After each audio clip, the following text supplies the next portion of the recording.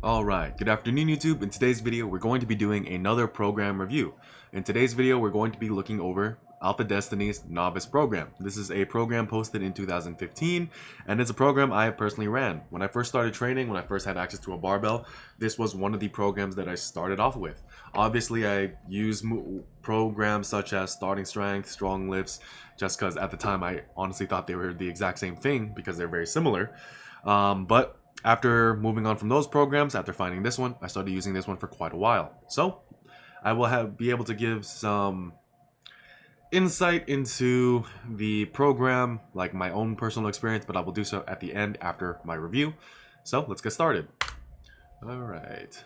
So let's start off with the basics and intentions of the program. So this program was designed for the first year novice lifters. Alphadestiny has these strength numbers and criteria for intermediate lifters, and honestly I kind of disagree with this portion. Maybe it's just the weakness in me. Who knows? But I'm more inclined to believe that these numbers, while definitely naturally achievable, definitely something everyone can do, definitely something that is well within the capabilities of anyone who is serious about their training, I don't think that these are things that you can achieve in 6 to 15 months like he claims, or as I'm understanding he claims, because I could be wrong. Just the wording in his in the webpage where his program is available, it just sounded like after 6 to 15 months you'll get these kind of numbers. And then the other thing is the fact that I don't really think that there's any program that's going to get you these kinds of numbers. The only thing that's going to work is learning how to program for yourself, proper programming over a long training cycle. So that's what's going to really allow you to reach these kind of strength levels. The next thing is his criteria for the novice lifter is that basic linear progression still works for you. So this is from a strength perspective, and I agree here. Now he does make a point that this program is more so for the recreational, like average gym goer lifter who just wants to get bigger, get stronger. So this is a fair criteria for novice and intermediate lifters. And the last thing that he wants to accomplish with this program, the intention of this program, is to build a solid foundation. And one thing that I really love about this program is the fact that it is more than just the squat, bench, and deadlift. Back when I first started training, and this you can find people like this all over the place who constantly say things like you just need a certain amount of exercises or you only need to do certain exercises if you want to build muscle, only do this, only do that, and they're not correct at all. Now, they have a nugget of truth because they are focusing on big, heavy-hitting movements, and they should make up the bulk of your program, but they're not the only thing you should do. When you are building a solid base of muscle and strength, the squat, bench, and deadlift by themselves are inefficient and ineffective at doing that. You need to include things like pull-ups, rows, I would argue dips and push-ups, and a lot of other movements. So let's get into the actual program. So the program is an A-B split. So with an A-B split, that is very similar to most novice programs out there. So you have workout A, workout B. So week 1, you have workout A on Monday, workout B on Wednesday, workout A again on Friday, and then the next week it's reversed. You have B on Monday, A on Wednesday, B on Friday. And then you just repeat that for as long as this program works for you. So that's overall really good. It's a good way for novices. It gets them used to being consistent with training. It's not too much to ask for most novices. And for most people who really want to get something out of the gym, hey, commit to 3 days a week and then try to work as hard as you can in those 3 days. But let's look at the workouts themselves. So first, in workout A, we have the box squat for 3 sets or 5 sets of 4 to 6. I do like that he gives you the option of 5 sets or 3 sets, and he has made videos talking about the difference between a 3x5 versus a 5x5 and how, yes, generally speaking, a 5x5 might give you marginally more gains, but the diminishing returns on it are very seeable. And also, like, you just recover easier from a 3x5 versus a 5x5, but you get only slightly worse or exactly the same level of strength gains.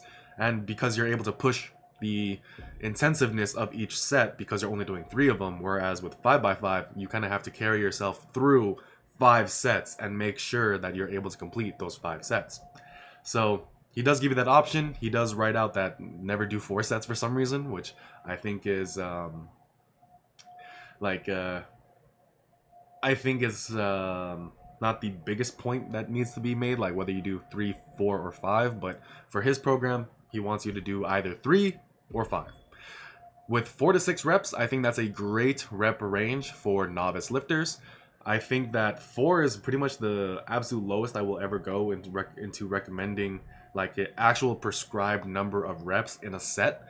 So if a novice, like let's say they hit a triple because they're trying to hit 5 reps, that's not the same as them aiming to do 3 reps. It's very different. That's why when my own novice program, where I wrote one set of 5 reps, but it's a 5 rep max, or like a daily 5 rep max, if they hit 3 on the last set with clean form and they just can't hit another rep with clean form, then they did a set of 3, but that's why, but the intention is different. They didn't aim to hit 3, they were trying to hit 5. So here with something like a rep range, as far as like the bottom end being 4, I think is appropriate. So at the absolute minimum, they're getting 12 reps. At the absolute most, they're getting 30 reps. So it's a wide range. It allows you to progress within that range very well, and then you can go through from there. For the floor press or pause bench press, this is where I kind of have another issue, but the rep range is also good here. So one thing I want to point out, and this is something I forgot to mention with the box squat, is the fact that the box squat is not my first choice in teaching a novice how to squat, just because I don't think it's the same movement. I think that it can to an extent, but you have to be very meticulous about everything about it, the movement. You have to set the box at an appropriate height, and you can't rock back into the box squat. And this is just kind of relying on too many ifs with a novice program, and especially if you're not going to be there watching how they squat.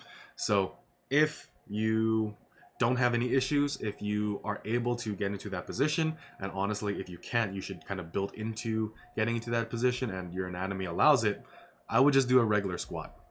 So that's the first thing. The next thing with the floor press or pause bench is that the floor press is not an equivalent movement for the pause bench. The floor press is a partial movement. The range of motion is not the same. I know that with the barbell bench press, you don't get a full stretch of the pec just because, there's a bar in the way, but you are getting a significantly deeper stretch and a much more elongated range of motion in comparison to a floor press. So that's why I don't think that they are equal movements. So I do like the idea of having options, but I just think a different option would have been something like maybe a wide grip bench, a close grip bench, and like here, pause bench. Next we have pen lay row. I do like pen lay rows, but for novices I think that might be a bit much, just because I don't think they kind of built up the muscular foundation and the adaptations to handle that much low back strain, or just tension on the low back. So the position that you need to be in to hinge over, to grab the bar, I think that might be a bit much to expect from novices, especially because here it's being used as strength work. You are trying to push progression and increase the load of 3 movements in one workout, which can be done if done intelligently. But here, one thing that I would I'm not the biggest fan of is the fact that the pen lay row is being used as a strength movement. Now, I'm not saying that you shouldn't get stronger on your rows. I'm a huge fan of row movements and think you should definitely get stronger on them. I think that you should be able to rep out on rows what you can rep out on bench press. I'm a huge believer in that. However, with novices, I think that they should kind of like get a little bit more time to ease into it. So I think a cable variation would be okay here. And also I think that that rows should be done for slightly higher reps. I really wouldn't go as low as 4 to 6 here. I would kind of stick to something more like 6 to 10, 5 to 10 range, and just get more reps there and really try to build up the back, get more volume into it. Next we have the overhead barbell extension. I think is a great movement. This is something that you can definitely do with cables as well, and it's not going to really impact you all that much. I don't think that it really matters too much, especially as a novice, because so much works for the novice. So it just is a matter of what do you have available to you. Are you in a gym that has enough equipment? Are you at a home gym setup? So that's It just kind of depends. And then barbell, dumbbell, preacher curl, great movement, 3 sets of 6 to 10. I think this is a great rep range for accessories. And then we have the stiff-legged deadlift or good morning for 2 sets of 6 to 10. Now, the critique I had for the floor press or the pause bench applies here as well. The stiff leg deadlift is basically a quadless deadlift. It's a deadlift without leg drive because you are starting in a position with your hips a lot higher and you have to rely solely on your posterior chain to get the weight up. The good morning is a pure hip hinge. It is, you are basically doing a Romanian deadlift with the weight on your back as if you were about to squat. So these are both great movements to develop the posterior chain, but I don't think that they are equivalent movements. One is a pull from the floor, one is a really light hip hinge, and generally speaking, these are going to be movements that you load very differently. So I don't think that these are bad movements, and I think that they should have a place in a program such as this, but I don't think that they should be where they're at in the program. This is deep into the program, this late into the workout, and then I also don't think that they should be used as an option between one another, except in the most rare occasions where maybe injury is something that you need to take into consideration. Next is the weighted plank, 3 sets of 30 to 60 seconds, and I like this. So what I would start out with is just do body weight planks, do 30 to 60 seconds. Once you can do a minute, add weight. And then once you can no longer, and then just keep adding weight until, like basically you add weight until you can no longer complete the minute, or once you complete the minute, add weight. Sorry, I'm like confusing myself and probably you too. But basically, if you can plank for more than a minute, just make it heavier. That's what I'm trying to say. So let's see. I think that about covers everything of my thoughts for workout A. Let's look at workout B. So here we have the box squat again, and there's a clear bias for the box squat, but I would much rather you do a different movement. So let's say on workout A, you do like a regular squat, but let's say workout B, you do pause squats. Or something of that nature, maybe even front squats. I will kind of prefer that over the box squat, just because there's a big risk of getting too much of like a hinge component involved into your squat, and then you don't really learn how to balance a bar on your back effectively enough when you just do regular squats. Then paused overhead press. So one thing you'll notice is that I kind of wrote out why pause, and there is a good reason for it. It's to keep your form crisp. And my question would be, to what degree is this necessary on the overhead press? If you can maintain control of the movement, having a consistent eccentric and concentric, if you can have consistent range of motion, and the range of motion is going to be either you're bringing the bar down to your clavicle or just right below your chin. Like that's kind of what I think is like most useful for most people, because I don't think this little difference in range of motion is going to be the deciding factor of whether or not you get stronger or bigger shoulders. And then also, like, if your anatomy just doesn't allow it, no amount of mobility is going to fix that for you. So it just has to be something that you can control and have consistent range of motion with. And if a pause helps you do that, keep the pause in there. It's a good thing. Then we have trap bar deadlift, 2 sets of 4 to 6. I think that this is good. 2 sets of 4 to 6 is another rep range I do like for deadlift movements. However, I do not think that the trap bar should replace a conventional or even a sumo deadlift. Now, I do have my bias with conventional, but that doesn't mean that I will just only say pull conventional. It's just like, out of the pulls from the floor, your standard deadlift will either be a conventional deadlift or a sumo deadlift, even though they are very different, but whatever. That's a topic for another video. But with the trap bar, it is a good lift. It is a movement that I highly recommend. If you are having a sticking point, if you are having a plateau with your deadlift, I highly recommend using the trap bar for a while. It can really help you out with that. I've done that for myself. I've done that for many clients, where we work as hard as we can with a certain variation, sumo, conventional, and then once we kind of hit a sticking point, we go onto the trap bar and we kind of work through whatever we need to. But here's the thing. The trap bar is a tool, it's a supplementary lift, it's an accessory, if you will, and should it replace something like a conventional or a sumo? And I would argue no. So that's why I would still do a more standard pull from the floor. Then we have close grip bench press, 3 sets of 6 to 8. I do like that you bench press twice, and you are given this pause in between the exercises to kind of let the upper body recover a bit. And then also because it's a close grip bench, like you'll probably be using lighter weights, you'll be using more triceps, and me personally, I do feel a much better pump in my upper pec, or better activation in my upper pec, but it's just going to be varied for each person. Then we have the weighted chin up for 3 sets of 3 to 5. I would honestly replace this with just body weight chin ups, just because most novices can't do body weight chin ups. I usually, for a lot of my novices, I've had to implement a progression to build them up to do body weight chin ups. We start out with banded, then we reduce the tension of the bands, and then we start adding in like strength work with body weight, and then using bands for like a mechanical or like a mechanical drop set essentially, and then we go from there. Weighted planks again, which is good. Like not upset with ab movements, but I think that they could be a little bit more varied. So let's look at the good. It's a 3 times per week full body program, which is good for novices. It's great for novices, and most novices just tend to do too much. So they try to work out too often, but they aren't very consistent with it. If you are aiming to do 6 days, but you only do 4, 2, 3, whatever, like you need to really dial in your consistency, and the easiest way to do that is just start small and build up over time. And then also another thing is that these workouts are very simple. They just hit very basic movement patterns, and then you get in and you get out. The next thing is that this workout program has a bias toward compound movements, but it does include isolation exercises and other movement patterns beyond the squat, bench, and deadlift. Novices should definitely learn to isolate. They should learn the value of isolation, and that the squat, bench, and deadlift and just these heavy compound movements aren't the end-all be-all to your strength needs.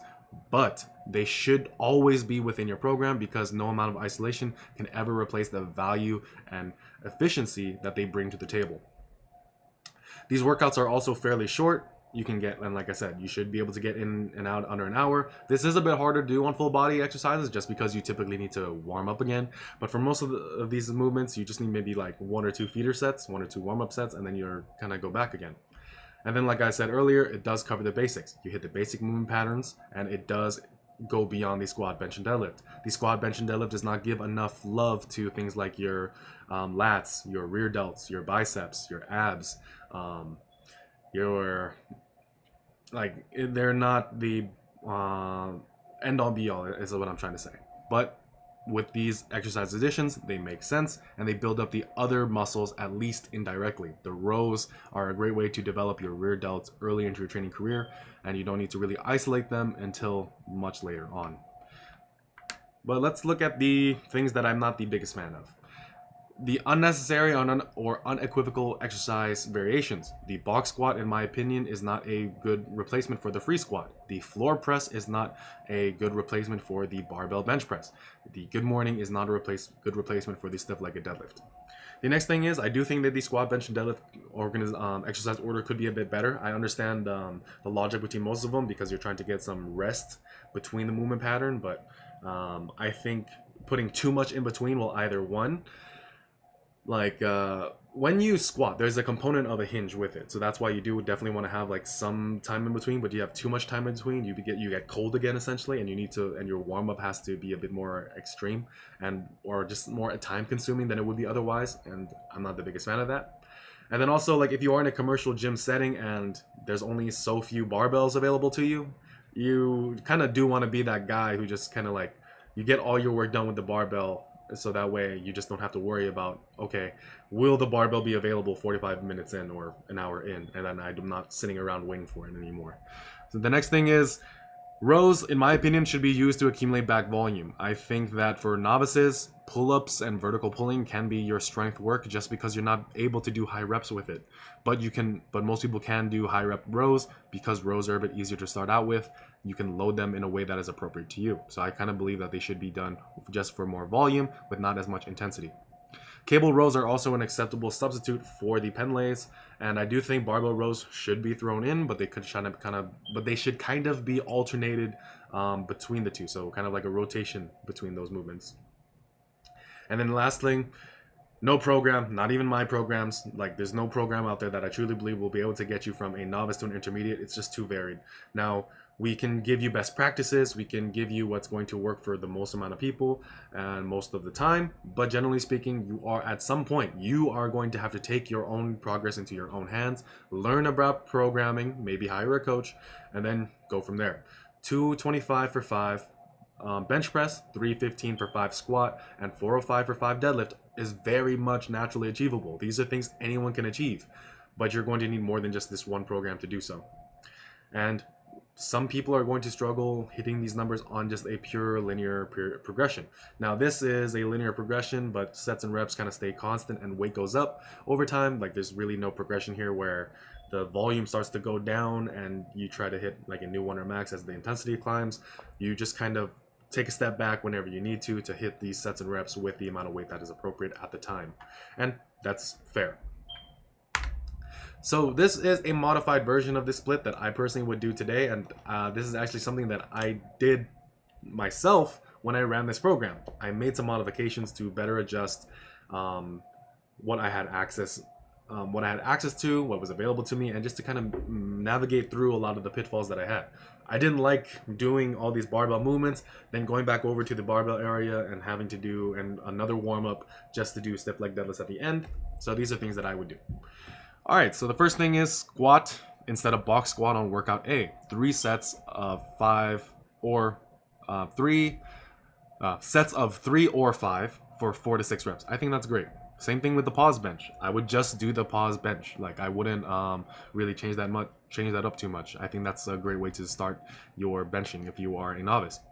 Then I would, after the pause bench, I would do stiff-legged deadlifts or Romanian deadlifts. So these are two movements that I think are a bit closer in their relationship to one another versus a stiff-legged deadlift and a good morning. Now, the reason being is because you are trying to build up your deadlift. So you want to do something that is a bit more specific to that. If you want more deadlift strength, the stiff leg deadlift, which is more specific because it's still a pull from the floor, is going to be much better for you. But if you just are more interested in the hypertrophic benefits of the hip hinge, then I think the Romanian deadlift would be better. You can use a bit more weight without having as much fatigue. 2 to 3 sets of 6 to 10 reps, followed by cable rows for 3 sets of 6 to 10. You do a superset between the barbell extension and the barbell or dumbbell preacher curl. And then you do plate sit-ups. So you put a plate behind your neck and you just do sit-ups. And I think that for ab work, it's much better to record ab work in time rather than reps.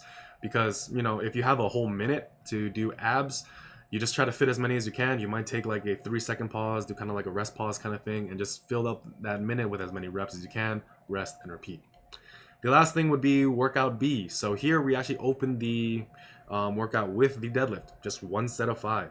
And then you follow that up with the barbell row, 2 sets of 6 to 10. So you strip off some weight, and then here it's kind of like, see how the squat gets like 3 sets or whatnot. I kind of want to keep that a bit balanced because I want to give the posterior chain some love, and a lot of novice programs just don't give the posterior chain nearly as much volume as the squat gets. And you are still squatting in this program, so that's worth noting. So you do 1 set of 5 with the deadlift, maybe like a daily set of top set of 5. Then you strip off weight, do 2 sets of 6 to 10 for the barbell row. Now you can do the barbell row, the pen lay row, doesn't really matter for a novice, but just use a weight that's allows you to get more reps than 4 to 6. That's just my opinion. The paused overhead press you can keep in there, and then you do squats. Now here, I would recommend that you just do 3 sets. In the original program, he does give you still the option of 3 or 5 sets, but here I would just do 3 sets. And I would also consider doing a variation. So let's say workout A, you're just doing regular squats. Workout B, do like a pause squat, a front squat, and go from there. Then you do close grip bench, and then finally bodyweight chin-ups supersetted with abs again. You can do the weighted planks if you would like, or you can just do the plate sit-ups with a plate behind the neck. It's a light plate, you know, you're gonna start out with like 5 or 10 pounds and then build up from there. So that's how I personally modified this split to kind of get the workout done a bit quicker, and just also to just kind of manage how I would use the equipment in the gym I had available to me, because I don't have a home gym. I've always trained in public gyms. So these are just modifications that I personally made and found that I was still able to progress very, very well. So if you are interested in running this program, run it in either of these 2 ways. His program is good. Like, he definitely knows what he's doing. He is a very effective strength coach and very great natural athlete. So he definitely knows this is one of the better workout programs that I've seen. And the sea of horrible workout programs out there. So I think that this is actually a really good one. And whether you do these modifications or just run it as it was written, I think you're going to make progress. But I would still be cautious about thinking that you will be able to reach the numbers he outlined with just this one program. I personally didn't. I mean, I was able to hit 405 deadlift for 5, but and the 225 for 5 with this program, but my squat with this program I was not able to do. But that's it. So my name is Carlos the King, standstrength.com. Thank you so much for watching. If you have any questions about your own program, if you have any questions about anything fitness related, just leave them in the comments below and I'd be happy to get back to you. But other than that, that's the end of this video, and I hope you have a great day. Enjoy your week. Subscribe.